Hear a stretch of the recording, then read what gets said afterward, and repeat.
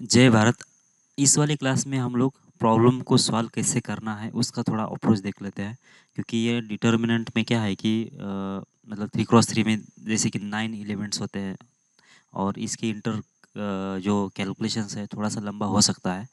तो कुछ smart approach मैं बोल देता हूँ आपको कैसे सॉल्व करना है। फिर बाद में आपका भी जो लॉजिक है वो भी लगा सकते हो। लेकिन ओवरऑल तो क्या है कि हम किसी भी तरीके से इसका कैलकुलेशंस कैसा कम कर सकते हैं उसके ऊपर ध्यान देना चाहिए, जो भी मेथड है वैलिड मेथड लगा के, ठीक है ना।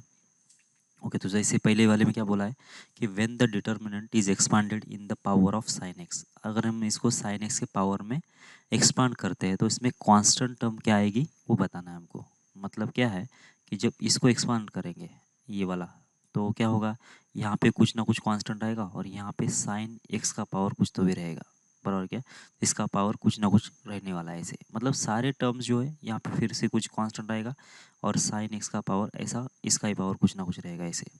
तो ऐसा करने से क्या होगा कि ये पूरा एक्सपांड करेंगे तो इसमें कांस्टेंट भी आएगा, ठीक है। कांस्टेंट को अगर के बोल रहे हो वैसे, तो तुमको ये कांस्टेंट की वैल्यू निकाल देना है, ठीक है। और इसका डिग्री कितना आएगा वो तो अभी हमको मालूम नहीं, लेकिन डिग्री कितना आएगा वो बोल सकते हैं हम लोग। देखो इसमें कितना है, ये है 1 माइनस इसको साइन टू एक्स को, साइन कॉस टू एक्स को इसे लिख सकते हैं हम लोग 1 माइनस कितना, 1 माइनस 2 साइन स्क्वायर एक्स ऐसा लिख सकते हैं, बराबर ना। तो इसका मतलब इसमें दो साइन है, इसमें भी दो साइन है और इसमें भी दो साइन है, तो टोटल कितने होंगे, जब इसका प्रोडक्ट करेंगे तो साइन का पावर 6 हो रहा है, ठीक है। यहाँ पे कितने हैं, यहाँ पे साइन 4x है, साइन 4x मतलब इसमें साइन 4 है, इसमें 2 है, इसमें 4 है, शायद यहाँ पे 10 आएगा, मतलब बहुत सारे आएंगे साइन, वो तो पता चल रहा है आपको। तो इससे जब इसको ऐसे लिखेंगे तो ये ऐसा लिखने के बाद साइन की टर्म हटा दो, तो कांस्टेंट की टर्म क्या आएगी वो तुमको दिखाना है। तो एक तो तुम ऐसा पूरा इसको लिख दो साइन के टर्म में और इसको एक्सपांड करो, फिर कांस्टेंट कितना आ रहा है वो काउंट करो। मतलब स्ट्रेट फॉरवर्ड मेथड ये है, लेकिन इसको साइन में कन्वर्ट करना, फिर कन्वर्ट होने के बाद उसको सॉल्व करना, ये थोड़ा सा लंबा पड़ेगा अपने को। तो इसलिए इसके लिए हम लोग क्या करेंगे, फिर दूसरा कोई दूसरा तरीका है क्या वो देख लेते हैं। देखो, जब हमको कांस्टेंट निकालना ही है तो यहाँ पे कुछ ना कुछ यहाँ पे भी रहेगा ना, साइन एक्स इस लीनियर टर्म रहेगी, यहाँ पे कुछ ना कुछ इसका ये रहेगा, मल्टीपल में कुछ एच कांस्टेंट आएगा ऐसे, मतलब ये सारे ऐसे इसमें यहाँ तक तो साइन एक्स रहेगा। इसके बाद ये लास्ट वाले टर्म में साइन एक्स नहीं रहेगा, इसी कांस्टेंट रहेगा। और अगर तुमको ये टर्म निकालना है तो तुमको क्या करना पड़ेगा, फिर अगर इसके अंदर साइन एक्स के इसको एक्सपांड करके साइन एक्स होने ये पूरे हटा दो, फिर के की वैल्यू निकाल दो। एक तो ये कर रहे हो, लेकिन ये थोड़ा लंबा मेथड हो रहा है ना, इसलिए हम लोग तो कुछ शॉर्टकट मेथड का यूज़ करते हैं। शॉर्टकट मेथड कैसे यूज़ करेंगे, देखो, अगर हमने इस सारे टर्म्स को साइन में कन्वर्ट कर लिया, ऐसे साइन में कन्वर्ट कर लिया, तो ये साइन तो कितना होगा, ये जब एक्स की वैल्यू जीरो रखेंगे तो साइन तो वैसे भी निकल जाने वाला है। देखो इसमें अगर एक्स की वैल्यू हमने कितना रख दिया, जीरो रख दिया, तो ये सारे टर्म तो जीरो ही होंगे इतने, बस ये कांस्टेंट के निकल जाएगा।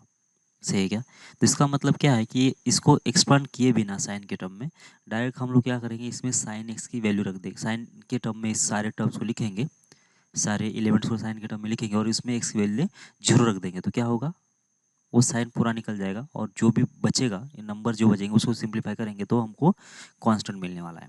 तो इस सेंस के हिसाब से अगर मुझे इसको साइन में कन्वर्ट कर देना है तो ये क्या होगा, 1 माइनस 2 साइन स्क्वायर एक्स, ये क्या होगा 1 माइनस, ये तो साइन स्क्वायर ही है, ये कॉस 4x को लिखेंगे, कैसे लिखेंगे इसको, इसको लिख सकते हैं 1 माइनस कॉस, इसको लिख देंगे साहब 1 माइनस 2 साइन स्क्वायर 2x ऐसा लिख देंगे, बराबर है क्या, ये सही है क्या, देखो।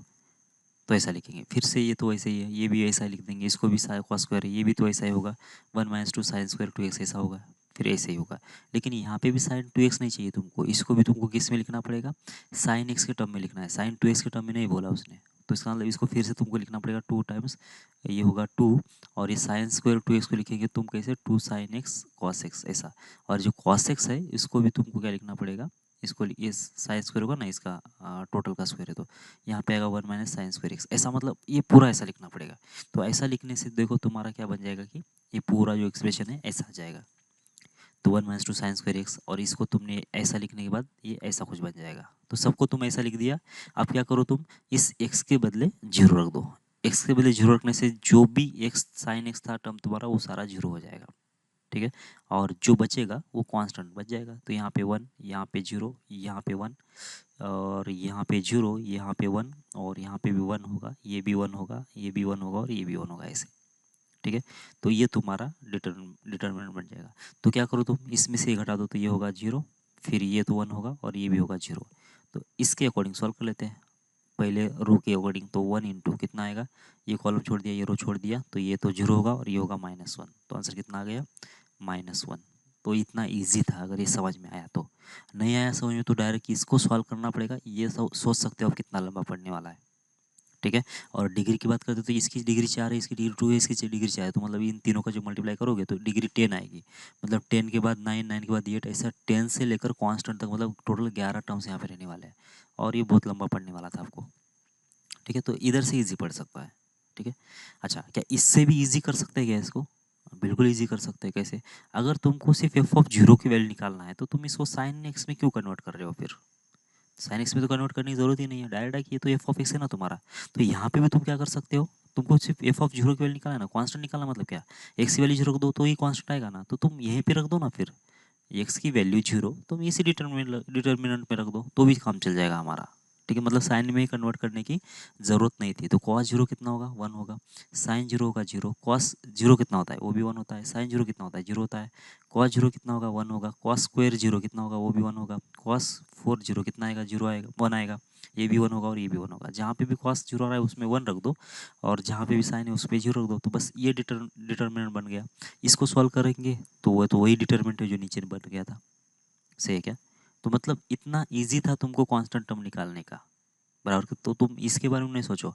तो बस इसके पीछे का लॉजिक क्या है कि अगर तुमको कांस्टेंट टर्म चाहिए तो सारे, और किसके टर्म में चाहिए, जब ये सारे को साइन के टर्म में लिख दिया हमने तो कांस्टेंट टर्म चाहिए।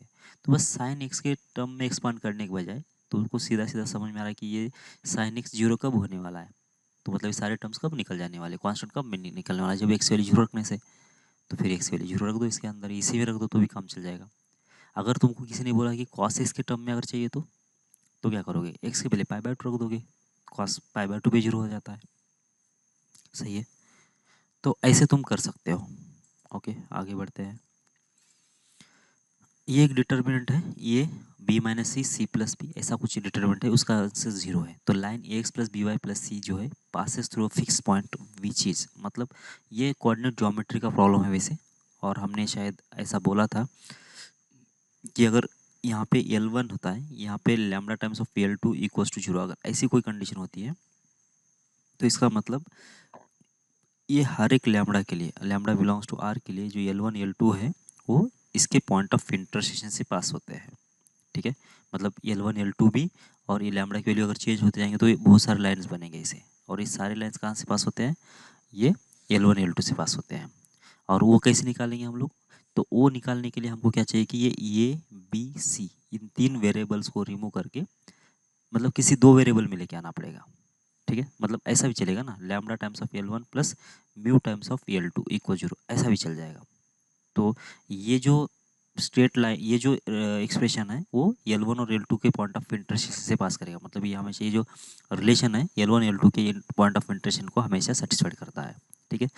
स्ट्रेट लाइन में हमने कवर कर लिया था, बराबर। क्या अगर किसी को समझ में नहीं आ रहा है तो स्ट्रेट लाइन में कवर हो जाएगा, या फिर समझ में आया तो बहुत अच्छी बात है। और स्ट्रेट लाइन अगर हो चुका है और आप भूल चुके हो तो फिर जाके वहाँ पे उसको रिवाइज कर लेना एक बार। और जिनका नहीं हुआ है स्ट्रेट लाइन, अब आगे पढ़ेंगे स्ट्रेट लाइन तो उसमें ये हो जाएगा, कवर कर लेंगे, ठीक है। तो इसका मतलब तुमको एबीसी के बीच में रिलेशन पता करना पड़ेगा, और एबीसी का रिलेशन यहाँ से आ जाएगा। एबीसी का रिलेशन क्यों निकाल रहे हैं हम लोग, क्योंकि मुझे एबीसी से तीन वेरिएबल में से दो वेरिएबल का रिलेशन चाहिए, एक वेरिएबल को रिमूव करना पड़ेगा। और एक वेरिएबल को रिमूव करने के लिए यहाँ पे एक कंडीशन दे दिया उन्होंने, मतलब तुमको ये डिटरमिनेंट को सॉल्व करना है, बस सीधी सी बात है।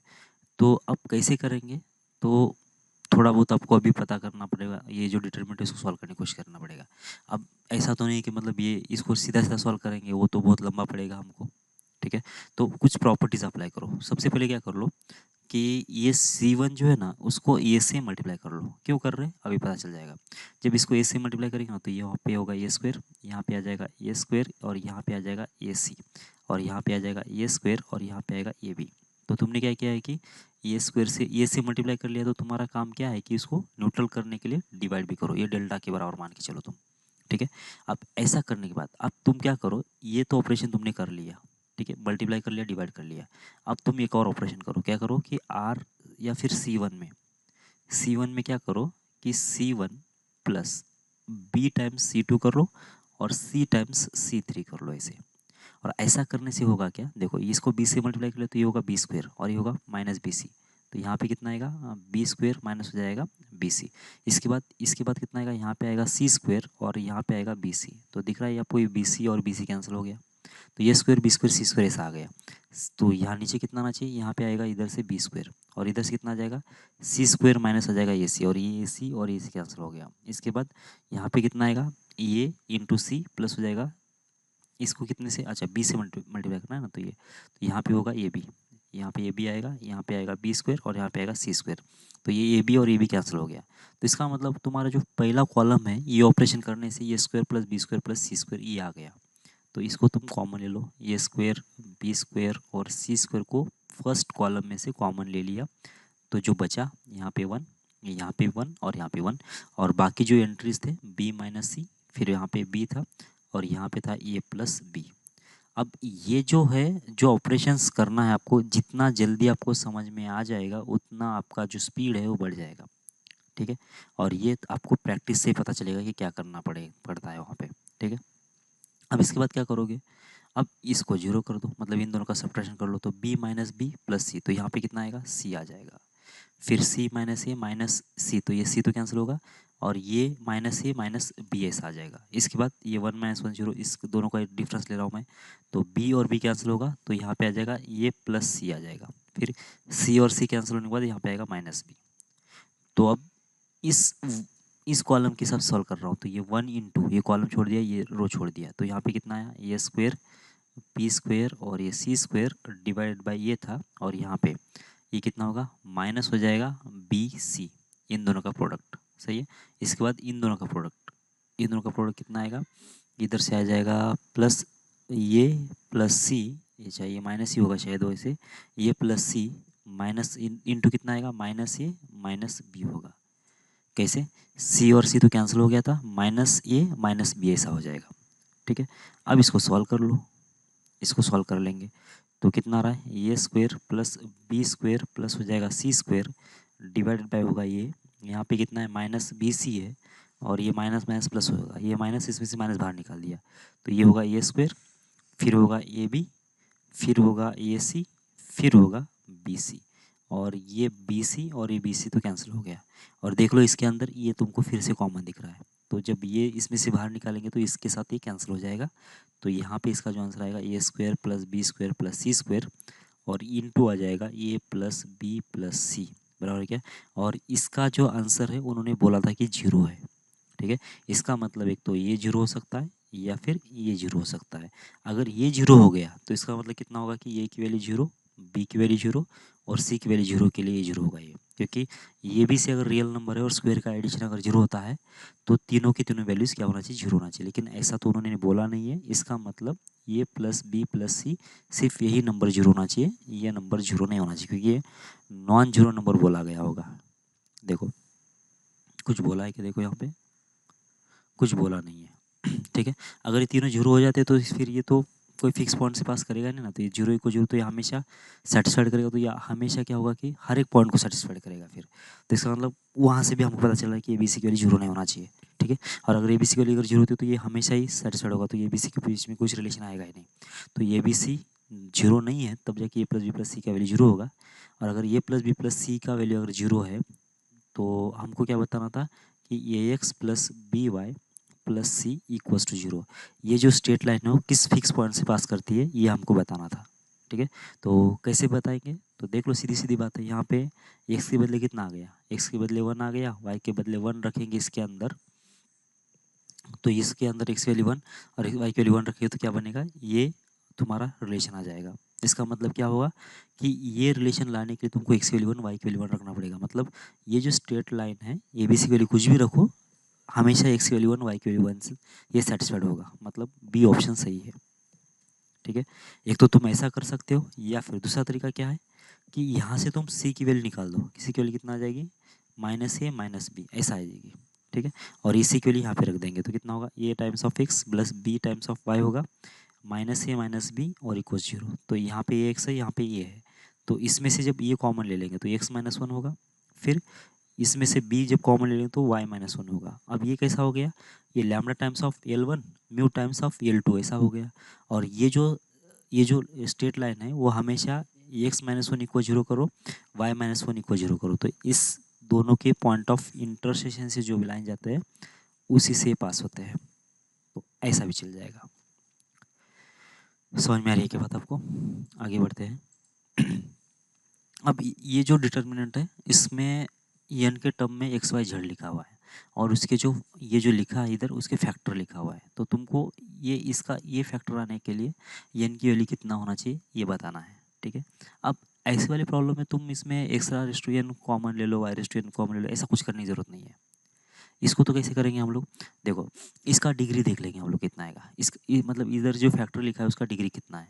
जब इसको मल्टीप्लाई करें तो ये 3 फैक्टर्स है, तो 3 फैक्टर को मल्टीप्लाई करें तो डिग्री कितना हो जाएगा, 3 हो जाएगा, बराबर है क्या। और ये जो 3 फैक्टर के साथ इसको मल्टीप्लाई करो तुम, या फिर इसको मल्टीप्लाई करो, या फिर इसको मल्टीप्लाई करो, तो इसके नीचे एक एक फैक्टर है ना, तो इसका मतलब एक एक फैक्टर कम होने के बाद इधर से जो इसके फैक्टर है उसका डिग्री कितना आएगा, डिग्री आएगा 2, बराबर है क्या। डिग्री हम लोग कैसे काउंट करते हैं, यहाँ पे वेरिएबल सेम होने की जरूरत नहीं है, एक्स वाई जेड अगर ऐसा होता है तो इसका डिग्री कितना होता है, एक्स का एक, वाई का एक और जेड का एक, ऐसा ना, तो 3 डिग्री हो गया ना ऐसा। तो जब इन तीनों का मल्टीप्लाई करेंगे तो क्या होगा कि इसमें 3 3 टर्म्स रहेंगे ही रहेंगे, तो डिग्री हर एक की 3 है। और जब इसको मल्टीप्लाई करेंगे तो शायद ये डिवाइड बाई एक से, तो एक से एक बार कैंसिल होगा, इसमें वाई एक बार कैंसिल होगा, इसमें जेड एक बार कैंसिल होगा, तो डिग्री कितना आएगा, 2 आएगा। मतलब इधर से अगर डिग्री 2 है और ये दोनों इक्वल है तो इसका भी डिग्री 2 होना चाहिए ना, ठीक है। तो डिग्री कैसे निकलेगा, देखो सीधी सी बात है, अगर तुम वो साइरस रूल अगर मालूम है ना, तो तुम इन तीनों का मल्टीप्लिकेशन एक टर्म आती थी, फिर बाद में इसको इधर लिख के फिर इन तीनों का मल्टीप्लिकेशन ऐसा, मतलब ये तीनों को मल्टीप्लाई करने के बाद डिग्री कितना होना चाहिए तुम्हारा, 2 होना चाहिए। वैसा तो 1 के लिए तो पॉसिबल नहीं लग रहा तुम्हारा, क्योंकि 1 अगर रख दे तो 1 और ये 3 और ये 3 4 तो बहुत बड़ा होगा, 2 पे तो और भी ज़्यादा आएगा, मतलब ये दोनों तो ऑप्शन वैसे भी निकल गए, 2 तो डिग्री यहाँ से नहीं आएगी। -1 रखने से कितना आएगा, एक्स का पावर -1, और यहाँ से कितना आएगा, वाई का पावर -1 प्लस 2 मतलब कितना आएगा, +1, और जेड का पावर कितना आएगा, -1 प्लस 2 मतलब हो जाएगा -1 प्लस 3 मतलब 2 हो जाएगा। तो ये तो वैसे भी -1 और +1 तो ये तो 0 हो गया, और जेड का पावर 2 मतलब इसका डिग्री 2 है, मतलब बस यही ऑप्शन होना चाहिए हमारा। -2 तो नहीं, -2 पे नहीं होगा, देखो -2 यहाँ पे आएगा, यहाँ पे 0 आएगा, यहाँ पे आएगा +1, तो -2 +1 मतलब हो जाएगा -1, तो इसका डिग्री -1 आएगा और 2 नहीं आएगा, तो ये भी नहीं ऑप्शन नहीं है। तो यहाँ से तो डिग्री से ही काम हो गया हमारा, सॉल्व करने की जरूरत नहीं पड़ी। समझ में आ रही बात आपको? आगे बढ़ते हैं। If F of X A plus B X plus C X square, ये क्वाड्रेटिक इक्वेशन है और इसके alpha beta gamma are the roots of X cube equals to 1, मतलब अल्फा बीटा गामा जो है एक्स क्यूब इक्वल्स टू 1 इसके roots है, तो तुमको इसकी वैल्यू निकालना है, ए B C A C A B की, ठीक है। और क्या है कि एफ ऑफ एक्स जो है तुम्हारा ए plus B X plus C X square ऐसा कोई इक्वेशन है, ठीक है। तो तुम्हारा जो आंसर आएगा F of alpha plus F of beta plus F of gamma आएगा, या फिर मतलब ये नीचे में से कोई भी आएगा, मतलब एफ ऑफ अल्फा मतलब कैसे, एफ ऑफ अल्फा मतलब ऐसा होगा, ये plus B alpha plus C into alpha square ऐसा, फिर एफ ऑफ बीटा कितना होगा, ये plus B beta plus C beta square ऐसे, ठीक है, ऐसा होने वाला है, ठीक है। तो ए बी सी कुछ बोला है, ए बी सी के बारे में कुछ नहीं बोला, ए बी सी तो इसके ऊपर डिपेंड है नीचे वाले में। और ये जो डिटर्मिनेंट है, अब अगर आपने डिटर्मिनेंट के अंदर के कुछ जो चीज़ें अगर आपको पहले से मालूम है ना, तो ये चैप्टर बहुत ईजी है वैसे, मतलब बेकार का आपको बार बार इसको सॉल्व करने की ज़रूरत नहीं पड़ती है, तो ये ऐसा है। देखो ये तो सर्कुलेंट वाला है, कैसे, अगर यहाँ पे ये है, यहाँ पे बी है और यहाँ पे सी है, तो तुमने पहले रो में तो ए बी सी लिखा, दूसरे रो में फिर बी सी ये लिखा, बाद में तीसरे रो में सी ए बी लिखा।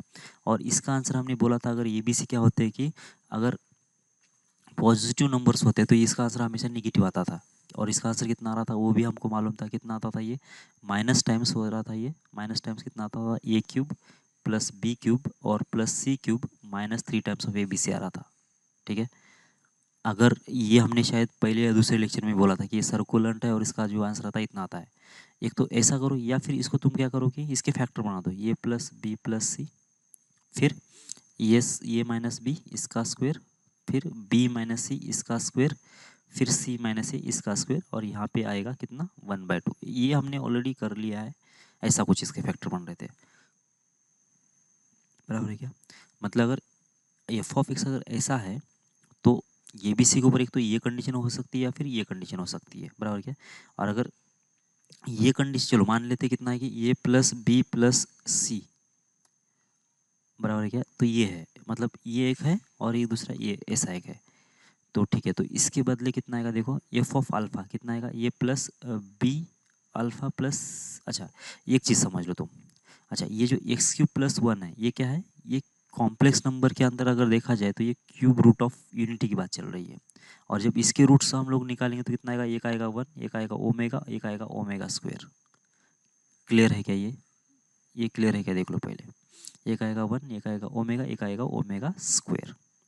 सही है, तो देख लो फिर आप, अगर ऐसा है तो यहाँ पे ये प्लस बी प्लस सी एक आएगा, ठीक है, मतलब जब वन रखेंगे तो इसमें अंदर कितना आएगा, ये प्लस बी प्लस सी एक आएगा, ठीक है। इसके बाद मतलब F of one, F of alpha कितना है तुम्हारा वन है, बीटा कितना है ओमेगा है, गामा कितना है ओमेगा स्क्वायर है। तो इसके हिसाब से चलते हैं अभी हम लोग, तो ऑप्शन में चेक करना आसान पड़ेगा, ठीक है। तो पहले ऑप्शन में एफ ऑफ वन कितना आएगा, ये प्लस बी प्लस सी आएगा, एफ ऑफ ओमेगा कितना आएगा, one plus B omega plus C omega square, और ओमेगा स्क्वायर कितना आएगा, one plus B omega square C omega का पावर फोर। ऐसा तो नहीं है यहाँ पे, ठीक है, ऐसा तो ऐसा दिख नहीं रहा, एक तो ये होगा, अच्छा एक तो ये फैक्टर बनना चाहिए, या फिर कैसा बनना चाहिए, ये प्लस बी प्लस सी होगा ये, और दूसरा क्या होगा, A square plus B square plus C square minus A B minus B C और माइनस ए सी, ऐसा होगा। और शायद इसके भी हमने फैक्टर बना लिया था कॉम्प्लेक्स नंबर के अंदर, इसके फैक्टर क्या बनेंगे, ये plus B omega plus C omega square, ऐसा एक बनेगा। और दूसरा कैसे बनेगा, ये plus B omega square plus C omega, कैसे बनेगा देख लो, मल्टीप्लाई कर लो, ये इंटू ये स्क्वायर होगा, ये into B, A B omega square, फिर B into A, B A omega होगा। जब ये भी कॉमन ले लेंगे तो ओमेगा प्लस ओमेगा स्क्वायर कितना होता है, माइनस वन होता है, बस यहाँ पे माइनस वन आ गया। तो मतलब इसके जो फैक्टर्स है वो ऐसे बनेंगे, ठीक है। तो मैं पूरा एक बार लिख लेता हूँ, मतलब कंफ्यूज होने का चांस नहीं रहेगा। तो ये जो सर्कुलर था उसके बदले तुमने कितना लिखा था, ये minus times A cube plus B cube plus C cube minus three times of A B C. अगर यहाँ तक दिक्कत है तो फिर इसको सॉल्व करके देख लो, यही आएगा, ठीक है। इसके बाद इसके फैक्टर हमने बनाया था, ये प्लस बी प्लस सी, इसके फैक्टर, और यहाँ पे कितना आएगा, A square plus B square plus आएगा सी स्क्वायर, माइनस होगा ए बी, माइनस हो जाएगा बी सी, माइनस हो जाएगा ए सी, ऐसे, ठीक है। अब इसके बाद क्या करो कि इसके फैक्टर्स, इसके फैक्टर क्या बनेंगे, ये माइनस का माइनस, ये प्लस बी प्लस सी का ये वैसे के वैसे, यहाँ पे इसके फैक्टर बनेंगे, ये प्लस बी ओमेगा प्लस होगा सी ओमेगा स्क्वायर, ये पहला फैक्टर। दूसरा फैक्टर क्या बनेगा, ये प्लस हो जाएगा बी ओमेगा स्क्वायर प्लस हो जाएगा सी ओमेगा, ये होगा इसका दूसरा फैक्टर। ऐसे अगर क्रॉस चेक करना तो इसको मल्टीप्लाई करके देख लो, ये बराबर आ जाएगा। मतलब कौन सा रूल लगेगा, वन प्लस ओमेगा स्क्वायर का आंसर कितना आता है, वो हमेशा जीरो आता है, ये एक रूल यहाँ पे अप्लाई होगा, ठीक है। ओके, तो बस अब ये फैक्टर बन गए फिर। तो देख लो फिर अब ये एफ ऑफ एक्स अगर ये है तो एफ ऑफ वन कितना आएगा, A plus B plus C आएगा, एफ ऑफ ओमेगा कितना है, A plus B omega plus C omega square आएगा, और एफ ऑफ ओमेगा स्क्वायर कितना आएगा, ये plus B omega square plus C omega आएगा। तो इसका मतलब ये डी जो ऑप्शन है वो बराबर आएगा, सही है। एफ ऑफ ए कितना आएगा, एफ ऑफ अल्फा कितना आएगा, ये एफ ऑफ अल्फा मतलब एफ ऑफ वन मतलब A plus B plus C, F of beta मतलब एफ ऑफ ओमेगा कितना आएगा, ये plus B omega B C omega square आएगा, ऐसे। और ये इसमें और इसमें क्या डिफरेंस है, माइनस का डिफरेंस है, और ये निगेटिव बाहर है, ये भूलो नहीं, क्योंकि सी और डी में डिफरेंस यही है। ओके, तो अगर ये तुमको ऑलरेडी मालूम था और एक कॉम्प्लेक्स नंबर के बारे में थोड़ा बहुत आइडिया था, क्यूब रूट ऑफ यूनिटी के बारे में, तो ये प्रॉब्लम बहुत ईजी है, नहीं तो फिर ये फिर आप सोच सकते हो कितना लंबा होगा, ठीक है। तो इसलिए तुमको प्राइवर मतलब जो पिछले चैप्टर्स है उसका नॉलेज होना बहुत ज़रूरी है। ओके, आगे बढ़ते हैं। अब ये जो ग्रेटेस्ट इंटीजर फंक्शन है और एक्स जो है माइनस वन से लेकर जीरो के बीच में है, तो इसका बॉक्स एक्स कितना आएगा बोलो, ये तो होगा माइनस वन, सही है। और वाई कितना है, जीरो से लेकर वन तक है, तो वाई कितना आएगा, फिर वाई की वैल्यू कितना आ जाएगी, जीरो आ जाएगी। और जो जेड है वो कितना है, वन से लेकर टू के बीच में है, तो इसका आंसर कितना आएगा, वन आएगा। बस अब ये प्रॉब्लम बहुत ईजी हो गया, ठीक है। तो यहाँ पे उसकी बस वैल्यू लिख देना है। तो बॉक्स एक्स कितना था, माइनस वन प्लस वन, तो ये होगा जीरो। बॉक्स वाई कितना था, वो भी जीरो था, और जेड कितना था, वो था वन। फिर बॉक्स एक्स कितना था, वन, और वाई कितना था, जीरो, मतलब ये वन होगा, और जेड कितना है, वो भी वन है। एक्स कितना है, माइनस वन है, वाई कितना है, जीरो है, जेड कितना है, वन है, तो ये टू हो जाएगा, ठीक है। अब इसके अकॉर्डिंग सॉल्व कर लेते हैं, वन के अकॉर्डिंग, तो ये छोड़ना पड़ेगा, ये छोड़ना पड़ेगा, तो ये तो जीरो होगा, और इधर से कितना आ जाएगा, वन आ जाएगा। तो वन किसका आंसर है, z का जो बॉक्स है वो है 1, तो बस सी ऑप्शन हो जाएगा। ओके, आगे बढ़ते हैं। Okay, A B C belongs to R है such that no two of them are equal and satisfied. और ये कुछ नीचे लिखा है relation, then the equation has at least one root in zero, मतलब एक रूट की बात चल रही है, किसके बीच में आएगा, ठीक है। और वैसे ये जो प्रॉब्लम है, ये जो एटलीस्ट वाला प्रॉब्लम है, वैसे इसको ये है रोल्स थ्योरम का, मतलब आरटी का प्रॉब्लम है, रोल्स थ्योरम। और ये आएगा किसमें, एप्लीकेशन ऑफ डेरिवेटिव में, ठीक है। मतलब कैलकुलस के अंदर एक चैप्टर है डेरिवेटिव का एप्लीकेशन, उसके अंदर होता है आरटी, रोल्स थ्योरम, मतलब उसका मतलब है। तो उसका जो स्टेटमेंट है मैं पहले बोल देता हूँ। अगर ये एफ एक्स है समझो, और ये एफ एक्स कैसा है कि क्लोज इंटरवल ए से लेकर बी के बीच में कंटिन्यूअस है, ये स्टेटमेंट है रोल्स थ्योरम का। पहली बात तो ये होना चाहिए। फिर दूसरी बात क्या है कि ये ओपन इंटरवल ए से लेकर बी के बीच में अगर डिफरेंशिएबल है, कंटिन्यूस कहाँ से कहाँ तक होना चाहिए, क्लोज में ए से बी के बीच में, और डिफरेंशियल होना चाहिए ओपन ए से बी के बीच में। और इसके बाद तीसरी बात क्या होगी, अगर एफ ऑफ ए की वैल्यू और एफ ऑफ बी की वैल्यू अगर सेम होती है, अगर ये तीन कंडीशन सेटिस्फाइड होते हैं, तो हम लोग ऐसा बोल सकते हैं कि देर एग्जिस्ट, ये किसका साइन है, there exist X belongs to R such that F dash of X equals to zero, ऐसा होता है। या फिर ऐसा बोलो ना, there exist C belongs to R such that F dash of C equal zero, ऐसा होता है। मतलब क्या है, अभी इसका मतलब मैं समझा देता हूँ आपको। अगर कोई भी फंक्शन है, ये से लेकर बी के बीच में फंक्शन कैसा है, कंटिन्यूअस है और डिफरेंशिएबल है। अब कंटिन्यूअस और डिफरेंशिएबल का मतलब क्या होता है कि ए के ऊपर और मान लेते बी यहाँ पे है, तो ए और बी के बीच में कैसा है कि क्लोज में कंटिन्यूअस है, मतलब यहाँ से यहाँ तक के बीच में ग्राफ कुछ ना कुछ होना ही चाहिए, ठीक है। मतलब कंटिन्यूस होना चाहिए, मुझे पेन को उठाने की जरूरत नहीं पड़ना चाहिए ए से लेकर बी तक के बीच में ग्राफ निकालते समय, ये होगा कंटिन्यूटी का मतलब। डिफरेंशियलिटी का मतलब कितना होगा कि ए से लेकर बी तक के बीच में जब ग्राफ मैं निकाल रहा हूँ तो कोई कॉर्नर नहीं आना चाहिए, मतलब कोई शार्प कॉर्नर, मतलब ऐसी चीज़ें नहीं आना चाहिए, ऐसे कॉर्नर नहीं आना चाहिए, या फिर वर्टिकल टेंजेंट भी नहीं आना चाहिए, ऐसी वर्टिकल टेंजेंट भी नहीं आना चाहिए। मतलब डिफरेंशियबिलिटी के नॉन डिफरेंशियबिलिटी की जो जो रूल्स है वो सारे अप्लाई नहीं होना चाहिए, ठीक है। मतलब वर्टिकल टेंजेंट नहीं होना चाहिए, शार्प कॉर्नर नहीं होना चाहिए, स्मूथ कॉर्नर होना चाहिए, और ए से लेकर बी के बीच में हर एक पॉइंट पे डिफाइन होना चाहिए, ठीक है। तो अगर स्मूथली डिफाइन होना चाहिए, तो इसका मतलब क्या हुआ, फिर ग्राफ यहाँ से यहाँ तक जाना है मुझे, तो एक तो ऐसा हो सकता है कि स्ट्रेटली कनेक्ट हो जाए, ये स्ट्रेटली कनेक्ट हो जाए ऐसे, बराबर, तो ऐसे डायरेक्ट ये स्ट्रेटली कनेक्ट हो जाए, ऐसा हो सकता है। या फिर क्या हो सकता है कि ऐसा इस टाइप का हो सकता है, बराबर है। कि मतलब क्या होगा कि ये बढ़ेगा कहीं घटेगा कहीं, ऐसा हो सकता है।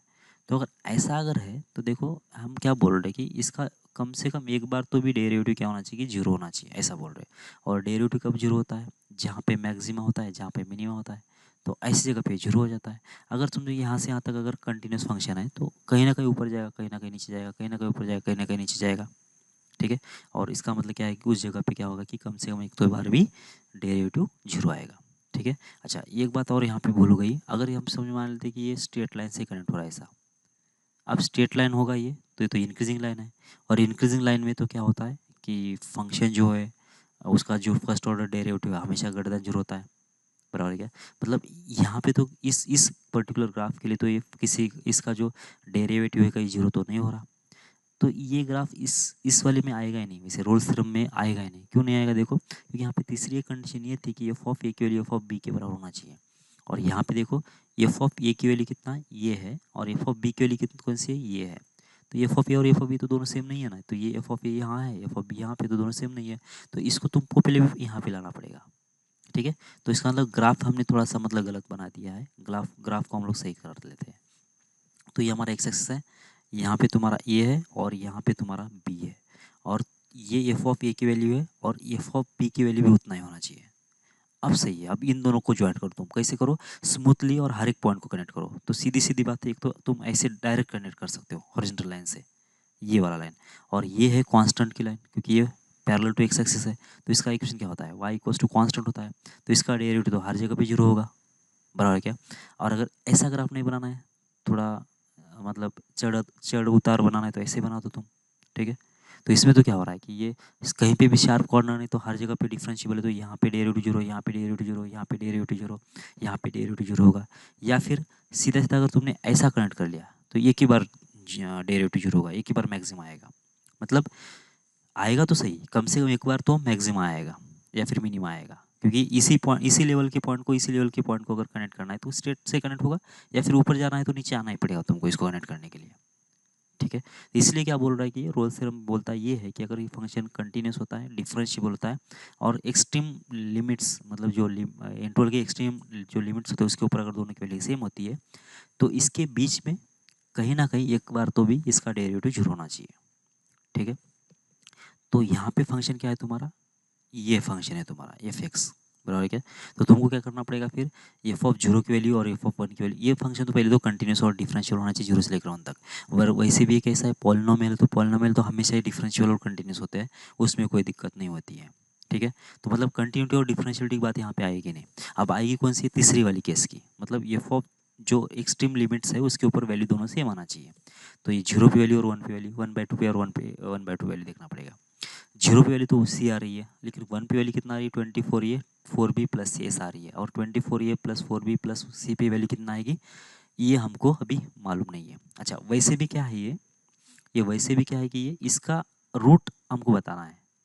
देखो इसका रूट हमको बताना है, ये बात यहाँ पे समझ लो।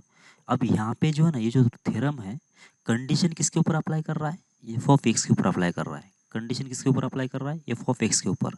और हमको किसका रूट, ये कंडीशन इसके ऊपर अप्लाई होने के बाद हम लोग किसका रूट बोल सकते हैं, ये एफ डैश ऑफ सी को जीरो, मतलब क्या कि F dash of X equals to zero, इसका कम से कम एक तो भी रूट रहेगा, इसका ये मतलब है ना। ये इस स्टेटमेंट का मतलब समझ में आ रहा है कि आप लोगों को, इस स्टेटमेंट का मतलब ये होता है कि there exist C belongs to R such that F dash of C equal zero. अगर इसको तुम दूसरी भाषा में लिखोगे तो कैसा होगा कि F dash of X equals to अगर जीरो है, तो इसमें एक्स वैल्यू सी रखने से क्या होगा कि सेटिस्फाइड होगा, मतलब एक्स इक्वल्स टू सी जो है इसका रूट है, ऐसा मतलब हो गया। मतलब तुम्हारा एफ ऑफ एक्स के ऊपर, एफ ऑफ एक्स के ऊपर कंडीशन चेक करना है, ये कंडीशन सेटिस्फाइड होती है तो इसका जो रूट है उसका हम लोग, मतलब अच्छा इसका जो डेरिवेटिव है उसके रूट के बारे में हम लोग कमेंट कर सकते हैं। रोल्स थ्योरम में क्या होता है कि जिसके ऊपर कंडीशन अप्लाई कर रहे हैं उसका रूट नहीं बोल रहे हम लोग, इसके रूट के ऊपर कंडीशन नहीं बना रहे, या फिर उसका रूट के नेचर के बारे में नहीं बोल रहे, इसके डेरिवेटिव के रूट के बारे में बोल रहे हैं, ठीक है। तो इसका मतलब अगर मुझे इसका अगर रूट का नेचर बताना है तो ये कहाँ से आया, इसका ओरिजिनल फंक्शन क्या है वो बताना पड़ेगा पहले, ठीक है। और ये किसका डेरिवेटिव होगा, ये निकालने के लिए तुमको क्या करना पड़ेगा, इसका इंटीग्रेशन निकालना पड़ेगा। डेरिवेटिव की उल्टी प्रोसेस क्या होती है, इंटीग्रेशन होती है। तो कितना होगा 24 ये इंटू होगा एक्स क्यूब डिवाइडेड बाई 3, फिर 4 टाइम्स बी इंटू होगा एक्स स्क्वेयर डिवाइडेड बाई 2, और होगा सी एक्स बराबर, और एक इंटीग्रेटिंग कांस्टेंट डी आएगा, और ये होगा तुम्हारा एफ एक्स, ठीक है। और जब इसका डेरिवेटिव निकालेंगे तो ये तुम्हारा ये फंक्शन आएगा, मतलब एफ डैश ऑफ एक्स आएगा, और उसके रूट के बारे में बताना है तुमको। समझ में आ रही है यहाँ तक बात आपको। तो ये जो फंक्शन आ रहा है उसको एक बार तुम सही से लिख लो, क्या है ये वैसे, एफ ऑफ एक्स, ये 3 को तो उड़ा दो तुम, तो हो जाएगा 8, तो 8 ये एक्स क्यूब बराबर। इसके बाद कितना आएगा, यहाँ पे आएगा 2b into x square, plus हो जाएगा सी एक्स इंटू प्लस हो जाएगा डी, ये तुम्हारा एफ एक्स है। और यहाँ पे तुमको क्या करना है कि ये कंडीशन अप्लाई कर देना है ये, ठीक है। और ये पॉलिनोमियल है तो मैंने बार बार बोल रहा हूँ कि पॉलिनोमियल फंक्शन जो होते हैं हमेशा कंटिन्यूस और डिफरेंशिएबल होते हैं, ठीक है। अच्छा इसमें भी क्या है कि ये जीरो और वन पे, ये इस पे चेक करना है ना, जीरो और वन पे, एफ माइनस वन पे, जीरो पे टू पे, तो जीरो पे तो इसका आंसर डायरेक्ट डी आ जाएगा, लेकिन वन पे ये T A plus two B plus C S आएगा, तो ये टी ए टू बी और सी के बीच में रिलेशन तुमको चाहिए, तो वो रिलेशन कहाँ से निकलेगा, वो निकलेगा यहाँ से, ठीक है। और ये क्या है, ये अभी जो हमने लिखा था ना वही है, सर्कुलेंट ही है वैसे, ये जो अभी लास्ट वाली प्रॉब्लम हमने किया था ना वही है, क्योंकि टू ए जो है आगे चला गया, बी इधर आया, सी इधर आया, बाद में सी इधर आएगा, टू ए इधर आएगा, बी आगे चला जाएगा। और इसके फैक्टर अभी भी देखा था हमने, इसके फैक्टर क्या बनते हैं, इसके फैक्टर बनते हैं ये अगर यहाँ पे ये होता तो ये प्लस बी प्लस सी एक बनता, और ये minus B whole square, B minus C whole square, C minus C whole square आ जाता, मतलब क्या बनेगा, ये एक फैक्टर तो तुम्हारा बन गया 2a plus B plus C बराबर क्या, एक तो ये फैक्टर बनेगा, या फिर ये equals to B equals to C ऐसा बनेगा। लेकिन ये equals to B equals C तो नहीं होगा क्योंकि सारे डिफरेंट होना चाहिए, ठीक है। No two of them are equal बोला है ना, तो मतलब A equal to B equal C तो नहीं हो सकता, मतलब यही कंडीशन तुम्हारी हो सकती है। ये मैंने क्या लिखा है ये समझ में आ रहा है कि आप लोगों को, पहले देख लो, क्योंकि इसके जो फैक्टर तुमको बनाना है तो इसके फैक्टर कैसे बनेंगे, चलो मैं इधर लिख ही देता हूँ, तो ये आपको थोड़ा सा आसान रहेगा। तो इसके फैक्टर कैसे बनेंगे, पहला तो बनेगा ऐसा कि माइनस टाइम्स ये होगा 8a³ प्लस हो जाएगा b³ और होगा प्लस c³, ऐसे माइनस 3 टाइम्स होगा इन तीनों का प्रोडक्ट, मतलब हो जाएगा 6 टाइम्स ये bc, ऐसा होगा। ठीक है, ऐसा बन जाएगा। और इसके आगे तो फर्दर फैक्टर बनाएंगे तो कितना आएगा, 2a प्लस बी प्लस सी, एक बनेगा ऐसा, दूसरा बनेगा 2a² plus b² plus c² minus 2 into 2a into B minus b into C minus 2 into 2a into C, ऐसा बनेगा। बराबर क्या, तो उसमें से इसका जीरो करने से 2a प्लस बी प्लस सी इक्वल 0, ऐसा बनेगा। एग्जैक्टली जो लास्ट वाले में जो बन गया, ये यहाँ पे जो किया था ना, ये वाला, ये इसके जो फैक्टर बन गए थे ना ये वाले, बस यहाँ पे ये ऐसे ही बनेगा, बस इस ए के बदले 2a आएगा। ठीक है, यहाँ पे एक तो ये फैक्टर बनेगा, ये फैक्टर बनेगा। इसके फर्दर फैक्टर तुम ऐसे बना सकते हो, ये minus B whole square, B minus C whole square, C minus C A whole square, इसको 2 से एडजस्ट करने के बाद। और इधर से क्या आएगा कि ये इक्वल्स टू बी इक्वल्स सी आएगा, तो मतलब ये तो होगा नहीं इसमें, यहाँ पे कितना आएगा फिर, ये प्लस बी प्लस सी ये इक्वल 0, यही इसका एक दूसरा बनना चाहिए था। तो ये इन शॉर्ट क्या आ गया कि तुम्हारा ये एक रिलेशन आ गया, मतलब 2a प्लस बी प्लस सी की वैल्यू कितना है, 0 आएगी। तो तुम अब एक एक क्यों सॉल्व करके देख लो। तो 0 और 1 के लिए देख लेते हैं ये आर टी इसमें अप्लीकेबल हो रहा है क्या। तो एफ ऑफ 0 पहले निकाल लेते हैं, एफ ऑफ 0 की वैल्यू कितना आ जाएगी, ये आएगी डी। और एफ ऑफ 1 की वैल्यू कितना आ जाएगी, यहाँ पे आएगी 8 टाइम्स ऑफ ए प्लस हो जाएगा 2 टाइम्स ऑफ बी प्लस हो जाएगा सी प्लस हो जाएगा डी। और ये 8a प्लस 2b प्लस सी का वैल्यू कितना आएगा, वो तो मतलब 0 तो नहीं है, क्योंकि 0 किसका वैल्यू है, 2a प्लस बी प्लस सी, इसका वैल्यू 0 है। ठीक है, तो इसका तो नहीं आएगा अभी 0, मतलब ये पहला वाला तो ऑप्शन यहाँ पे नहीं अप्लीकेबल है। फिर इसके ऊपर भी नहीं होगा, -1 और 0 के ऊपर, क्योंकि यहाँ पे कुछ नेगेटिव टर्म्स आएंगे, ये -8 होगा तो ये भी तो चला गया, मतलब ये वाला तो ऑप्शन चला ही गया तुम्हारा, ये वाला ऑप्शन चला गया और ये वाला ऑप्शन चला गया। अब 0 से 2 के बीच में बात करते हैं, 0 पे तो डी आ रहा है, 2 पे कितना आएगा ये, तो ये होगा 8, तो 64 टाइम्स ऑफ ये होगा, यहाँ पे आएगा 8 टाइम्स ऑफ बी और ये होगा 2 टाइम्स होगा, ये 2 टाइम्स ऑफ सी होगा, और उसका भी आंसर 0 नहीं आएगा, मतलब ये वाला भी तुम्हारा ऑप्शन चला गया। तो अब इसी को चेक करना है, और वैसे ही ऑप्शन में थोड़ा गलत लिखा है, यहाँ पे -1/2 के बदले 0 होना चाहिए। वैसे अगर ये 0 होगा ना तब जाके ऑप्शन सही होगा, नहीं तो नहीं होगा। क्यों नहीं होगा अभी देख लेते हैं। तो एफ ऑफ 0 की वैल्यू कितना आ रही है, वो तो डी आ रही है।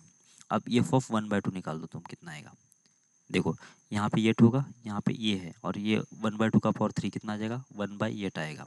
फिर ये होगा 2b और यहाँ पे कितना आएगा 1/4 होगा, प्लस कितना आएगा यहाँ पे c/2 आएगा, प्लस होगा d, ऐसा कुछ आ गया। 8 और 8 तो कैंसिल होगा, एलसीएम सेम करने के लिए मुझे यहाँ पे 2 से मल्टीप्लाई करना पड़ेगा और 2 नीचे आएगा, यहाँ पे b/2 होगा, और यहाँ पे कितना है c/2 है, प्लस होगा d का प्लस d।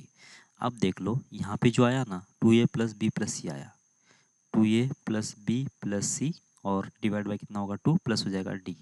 और 2a प्लस बी प्लस सी का वैल्यू कितना है 0 है, 0 डिवाइड बाई 2 कितना आएगा 0 आएगा, मतलब एफ ऑफ 1/2 कितना आया d आया। तो एफ ऑफ 0 की वैल्यू भी d है और एफ ऑफ 1/2 की वैल्यू d है। तो इसका मतलब ये जो 3 कंडीशन है रोल्स थ्योरम के, ये जो एफ एक्स है कंटिन्यूस है 0 से लेकर 1/2 के बीच में, 0 से लेकर 1/2 की बात चल रही है, -1/2 से लेकर नहीं चल रहा है, -1/2 तो सेटिस्फाइड होगा ही नहीं है, -1/2 पे तो कुछ अलग ही आएगा, तो बस वो ऑप्शन गलत था। 0 से लेकर 1/2 के बीच में देखो, पॉलिनोमियल फंक्शन है तो ओपन इंटरवल में और क्लोज इंटरवल में डिफरेंशियल भी होगा, कंटिन्यूस भी होगा, तो इन दोनों का तो कोई प्रॉब्लम था ही नहीं। बस एफ ऑफ ए और एफ ऑफ बी जो है दोनों सेम होना चाहिए, एफ ऑफ 0 डी आ रहा था, एफ ऑफ 1/2 कितना आ रहा था, वो भी डी आ रहा था, मतलब ये भी कंडीशन सही है। तो इसका मतलब ये हुआ कि जब इसका डिफ्रेंशिएशन करेंगे तो इसका कम से कम एक रूट जो होगा इसके बीच में रहेगा, 0 से लेकर 1/2 के बीच में रहेगा। ठीक है, तो ये बी ऑप्शन सही होना चाहिए कब, जब यहाँ पे अगर 0 होता तो। ठीक है, 0 नहीं होता तो फिर तीनों में चारों में से कोई भी ऑप्शन नहीं सेटिस्फाई हो रहा था। ठीक है, ओके, ये रोल्स थ्योरम का प्रॉब्लम है। वैसे अगर यहाँ पे समझ में नहीं आ रहा है कुछ भी तो कोई ज़रूरत नहीं है, मतलब टेंशन लेने की, ये अप्लीकेशन ऑफ डेरिवेटिव जब स्टार्ट होगा कैलकुलस के अंदर उस टाइप पे तो ये आपको समझ में आ ही जाएगा। ठीक है, लेकिन यहीं पे समझ में आया तो बहुत अच्छी बात है। ठीक है, अगर नहीं समझ आया तो थोड़ा वीडियो को पीछे जाओ, रिवाइंड करो और फिर से देख लो। Okay, x1 minus x2 whole square, ये ऐसा मतलब x1 y1 और x2 y2 ऐसे इसके बीच में कुछ कंडीशन लिखा हुआ है। और देखा जाए तो अगर ये है, इसका अगर मैं रूट ले लेता हूँ समझो ऐसे, है ना, ऐसे ही, तो ये इसका रूट ले लिया तो ये आ जाएगा, और इसका भी रूट लेते तो ये भी आ जाएगा, इसका भी रूट इधर से कितना हो जाएगा, ये सी हो जाएगा। और देखा जाए तो ये क्या है कि डिस्टेंस फार्मूला है किसके बीच में, अगर ये x1 y1 है और अगर ये x2 y2 है, तो इन दोनों के बीच का ये डिस्टेंस फार्मूला है, और ये डिस्टेंस कितना है, वो ये के बराबर है। और ये x3 y3 अगर मैं यहाँ पे मान लेता हूँ, तो ये x3 और y3 इसके बीच में डिस्टेंस कितना आएगा, c आएगा। फिर बाद में यहाँ से अच्छा ये तो b है वैसे, और ये c डिस्टेंस है ऐसा। मतलब ये जो तीन स्टेटमेंट जो लिखा है ऊपर, वो सिर्फ डिस्टेंस फार्मूला है, बाकी कुछ है नहीं। स्क्वायर रूट ले लेंगे तो उसके डिस्टेंस भी आपको मिल जाएंगे, ठीक है। ओके, अब इसकी बात, और इसका मतलब कितना होगा कि ये जो तीन पॉइंट्स है x1 y1 x2 y2 और x3 y3, ये क्या है कि तीन पॉइंट्स है, और यहाँ से तीन पॉइंट्स का ये अगर आंसर निकाल रहा है तो यहाँ से क्या निकलता है, तो आपको याद होगा ये हाफ x1 y1 1 और x2 y2 1 और x3 y3 1, ये क्या था तुम्हारा, एरिया ऑफ ए ट्रायंगल था, ठीक है। मतलब इन तीन पॉइंट्स का अगर हाफ टाइम्स ऐसा लिख देता हूँ तो ये क्या बन जाएगा, तुम्हारा एरिया बन जाएगा, सही है क्या। और एरिया अगर तुम्हारे पास तीनों साइड्स मालूम है तो एरिया और कैसे निकलेगा, और एरिया निकलेगा तुम्हारा यस टाइम्स यस माइनस ए, यस माइनस बी और यस माइनस सी, इसका रूट, ऐसे, सही है। ऐसे भी तुम्हारा एरिया निकलता है। ये कौन सा हीरो फार्मूला ना, हीरोन्स फार्मूला है था ना वैसे। अब यस क्या होता है, यस होता है हाफ पेरीमीटर। हाफ पेरीमीटर मतलब जो तीन साइड से ट्रायंगल की, उसका ऐड करो डिवाइड बाय 2 करो।